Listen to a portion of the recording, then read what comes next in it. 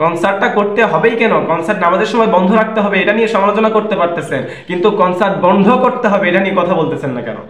আপনারা জানেন কিনা জানেন না, গতকাল 23শে নভেম্বর বগুড়া একটা কনসার্টকে নিয়ে, বগুড়া সরকারি আজিজুল হক কলেজে একটা কনসার্টকে নিয়ে তুমুল সমালোচনার ঝড়, একজন ব্যক্তি মারাও গিয়েছে।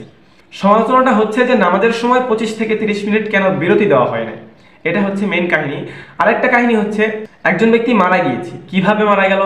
বগুড়ারই একজন স্থায়ী ব্যক্তি, নাম তার মেহেদি, সে কনসার্ট দেখতে গিয়েছিল তার বন্ধুদের সঙ্গে, গিয়ে প্রস্রাব করতে গিয়ে কারোর সঙ্গে কথা কাটাকাটি হয় এবং সঙ্গে সঙ্গে তার পেটে একটা চাকু মেরে দেয়, এবং চাকু মেরে দেওয়ার কারণে তাকে হসপিটাল নিয়ে আসা হয়। হসপিটাল নিয়ে আসার পরে তাকে মৃত ঘোষণা করে।